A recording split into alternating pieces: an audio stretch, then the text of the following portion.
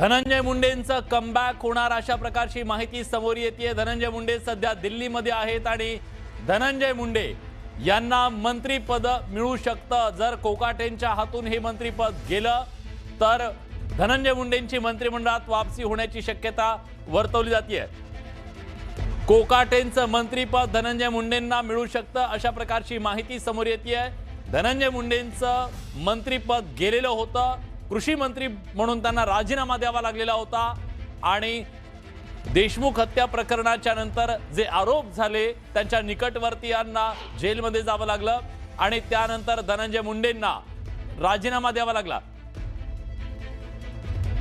तर निश्चितपणे एक मोठ्या राजकीय घडामोडी या सगळ्यामध्ये घडतात आणि आता जी नवी अपडेट समोर येते त्यानुसार धनंजय मुंडे यांना मंत्रिमंडळात पुन्हा घेतलं जाईल अशा प्रकारची शक्यता सुद्धा वर्तवली जाते आपल्या प्रतिनिधींकडून।